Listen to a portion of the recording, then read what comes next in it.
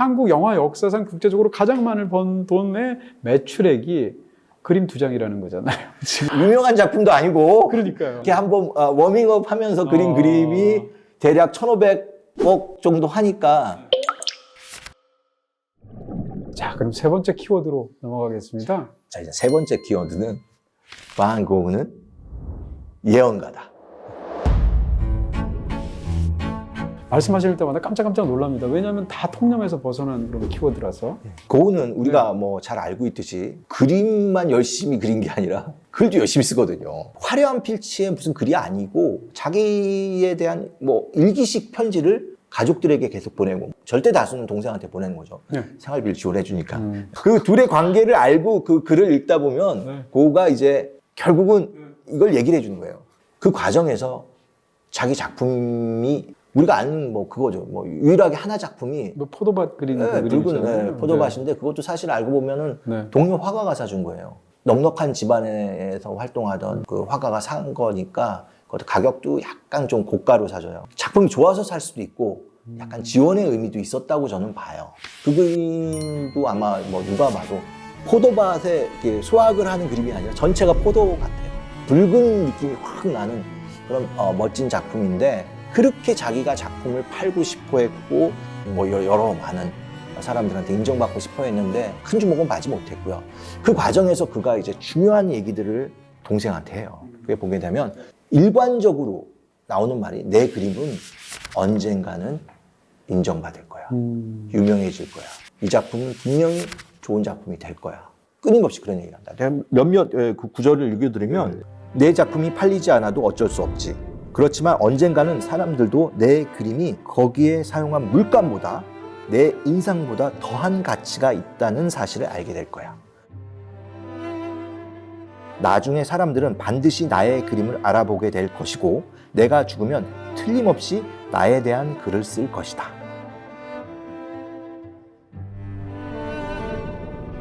자기 확신이 엄청났던 거예요. 그리고 이거는 정말 좀 놀라운 건데, 이 방고가 생애 마지막으로 갈 때 건강이 되게 안 좋아져요. 근데 작품 수는 늘어요. 안 거죠. 자기의 삶이 아주 빨리 소진될 거라는 것을 알면서 어떻게 보면 후대의 많은 사람들한테 영감을 작품을 그 제한된 시간 안에서 불살았다라고 볼 수 있어요. 저는 조금 어떨 때 보면 이런 얘기해요. 슬프네요. 네, 고흐는 과로사한 것 같다 이런 얘기도 해요. 왜냐하면은 거의 그의 마지막 한 3년을 보게 되면 토탈 작품 수하고 그가 생존했던 기간을 나눠보면 3일에 한 작품씩이에요. 근데 이게 작품을 보시면 고흐 작품 진짜 즐기시려면 확대해서 보시는 거예요. 그 붓터치가 촘촘해요.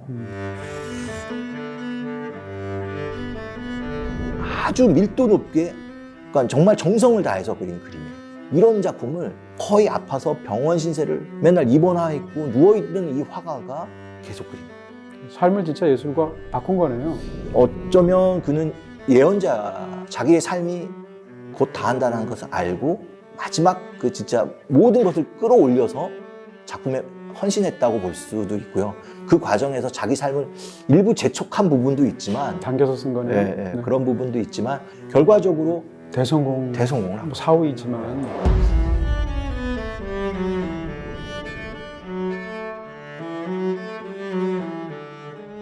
뭐 예를 들어서 고흐 얘기할 때 얼마짜리야? 뭐 이런 얘기가. 뭐 세속적이지만 그런 관심이 있죠. 네. 근데 고흐의 유명한 작품들이 요즘 마켓에 안 나와요. 그래서 우리가 알고 있는 유명한 작품들, 뭐 해바라기. 만약에 해바라기가 지금 나오면 얼마나 할까요? 전 최소가 1억 달러는 시작가일 정도면 그 이상도 충분히 갈 거라고 생각이 됩니다. 예를 들어서 최근에 아마 거래된 거는 사이프러스가 있는 과수원이라는 작품이 있어요. 이 그림이 1억 1,700만 달러인데 이거 그렇게 우리가 잘 아는 그림 아니거든요. 그게 저 숫자가 너무 놀랍게 느껴지는 게, 지금 사실 한국 영화 중에서 역사상 가장 크게 성공한 영화가 당연히도 기생충인데요.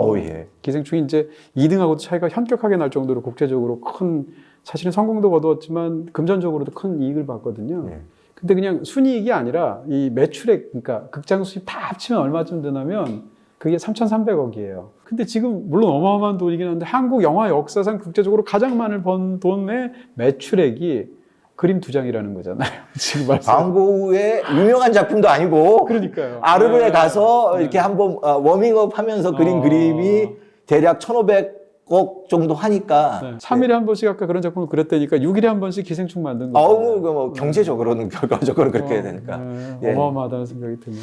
자, 마지막 4번째 키워드 또 이번엔 또 뭘까 궁금한데요. 아, 이게 방고우는 네. 현대미술의 시작이다.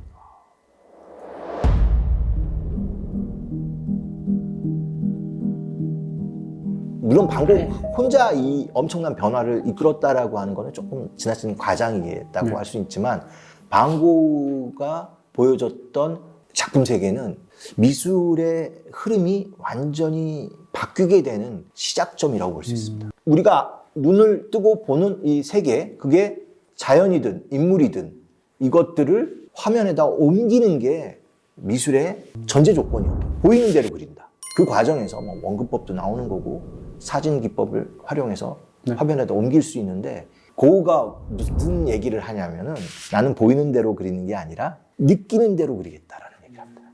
말하자면 대상을 화가가 해석할 수 있게 되는 것이죠.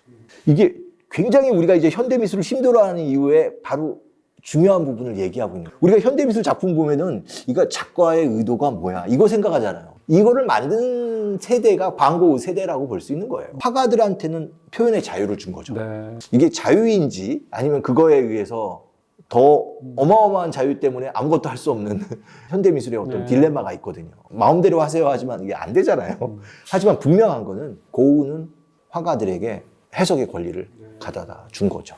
어떻게 생각하면 이전의 미술이 세계를 재현하는 어떤 그런 객관성의 핵심이 있다면 그 이후에 고흐 이후로는 창작자의 어떤 내면의 주관성이 더 중요한 일종의 무슨 코페르니쿠스적인 전환 같은 게 생긴 거네요. 그렇죠. 이게 그가 이제 뭐 사실은 그냥 그림만 그려갖고 우리가 잘 모르는데 우리가 잘 아는 그의 그림 중에서 아르레 그가 이제 집을 하나 얻어요. 거기에 이제 1층에는 작업실로 쓰고 2층에 이제 자기 침실을 하나 마련해갖고 이제 그걸 그린 그림이 있어요. 네. 보게 되면은 침대도 노란색이고 벽지는 약간 뭐 민트색 뭐 이런 색, 뭐 브라운색 뭐 이런 여러 가지 색깔이 있지만 사실은 그 침대가 흰색이었다는 거예요. 근데 이제 자기 느낌대로 그때 이제 그 편지를 이렇게 써요. 아, 나는 내 방이 더 따뜻했으면 좋겠고 뭐 이런 얘기를 하면서 색을 자기의 해석에 의해서 다시 배합을 하는 거죠. 자기의 느낌을 살리기 위해서 색채나 이런 것들을 이제 나쁘게 말하면 왜곡, 변형시켜 나가는 거고 재해석해 나가는 거니까요. 그런 그림들이 있고 네. 방고의 방그린 시리즈가 3개가 있는데요. 네. 첫 번째가 이제 아르레 카페 보게 되면 이제 잘 아시는 그림이에요. 이렇게 보시면 이렇게 그림의 한쪽에 이제 카페와 맞은편 건물 사이로 밤하늘이 이렇게 열려 있어요. 수많은 화가들이 밤을 그렸지만 파란색을 이용해서 밤을 그린 화가는 고우였다라고 얘기할 수 있죠. 근데 또 놀라운 거는 별빛, 요거를 뭐로 표현하냐면 노란색, 오렌지색으로 써요. 네. 근데 이게 사실은 색채 조합에서 피해야 될 게 있어요. 그게 바로 이제 우리가 보색은 피해야 한다라는 원칙이 있어요. 영화 감독님도 무슨 뭐 네네, 어떤 너무 또 색채 강렬한- 같은 이런 것들 네. 너무 하게 되면 이게 톤이 네. 안 맞잖아요. 네. 그래서 피하는 색채가 우리 보색이라고 하는데 파란색과 오렌지는 보색이에요. 네. 근데 이걸 잘 보면 파란색에 보색, 오렌지를 쓰게 되면 서로 밀어내게 되거든요. 이 밀어낸다는 느낌이 진짜 별빛이 초롱초롱한 느낌이 오는 거예요. 어떻게 생각하면 컨트라스트를 강조하는 그렇죠. 거네요. 그 다음에 그린 그림에는 더 네. 강조돼요. 네. 그 유명한 그림, 론강의 풍경이 그 집 바로 하숙집하고 직선거리 100m도 안 되는 강둑에서 그린 그림이에요. 네. 이걸 보게 되면 이제 진짜 그가 밤을 그리는 화가가 되는 거예요. 파란색을 펼쳐놓고 거기에 한 점 한 점 그 느낌, 밤하늘의 느낌을 붓터치로 이제 해석해서 집어넣고 거기에 이제 별들을 그려 나가는데 여기서도 이제 과감한 그런 색채를 쓰게 되죠. 우리가 어지를 가더라도 방고의 색채 느낄 수 있어요. 어디로 가냐면 강가로 가서 번지는 듯한 그 가로등 그리고 그 위에 떠 있는 네. 달빛을 우리가 한번 보게 되면 방고가 그렇게 보라고 우리를 학습시켰기 때문에 아. 그냥 그 그림을 보고 나서부터는 그리고 또 강가의 밤하늘은 달리 보이는 거죠. 말씀하시는 거 들으니까 올해 본 영화 중에 제가 사실 제일 좋은 영화 중에 한 편이 애프터 선이라는 영화 있어요. 네. 지금 한 30살쯤 된 여자가 자기가 20년 전에 아버지랑 같이 튀르키예로 여행을 갑니다. 근데 그 당시에 자기는 그 여행을 가서 아버지랑 너무 즐거운 한때를 보냈다고 생각하고 있는 거거든요. 돌아왔는데 영화의 내용으로 추측하면 아버지가 자살을 한 것 같아요. 근데 당시에는 자기 여행 가서 아버지랑 너무 즐거웠거든요. 근데 아버지한테 대체 무슨 일이 있었길래 여행이 끝나자마자 아버지가 돌아가셨을까? 이거를 20년 지나서 생각하는 거예요. 근데 그 영화의 탁월한 점이 뭔가 하면 지금 상황에서 생각해 보니까 자기는 그때 왜 아버지의 마음을 몰랐을까라는 무력감이 있잖아요. 예. 그 필사적으로 그때 그 아버지의 마음을 알고 싶다라는 간절함이 있잖아요. 이 두 가지 마음 때문에 20년 전의 일을 떠올리는데 그 일이 왜곡이 됩니다. 그래서 그 간절히 보고 싶은 마음 때문에 20년 전에 완전히 다르게 재구성해서 펼치는 게 영화의 거의 95%의 내용이거든요. 네. 그렇게 얘기하면 우리가 영화 속에서 본 것은 실제 있었던 사실이 아니라 그녀가 갖고 있는 마음속의 좌절감이나 간절함 때문에 왜곡이 되어서 나오는 어떤 심리적인 사건의 진실이잖아요. 그렇게 본다면 지금 말씀해 주셨던 그 고흐의 그림을 그렸을 때의 마음이 사실상 고스란히 그대로 옮겨간 것으로 볼 수도 있겠다는 생각이 드네요. 우리는 화가를 통해서 세상 보는 법을 배우는 때가 있는데 고흐를 통해서 밤하늘을 감상하는 법을 배웠다고 할 수 있죠. 아, 멋있는 말이네요. 그래서 생각하면 눈에 비들이 벗겨지는 것 같아요.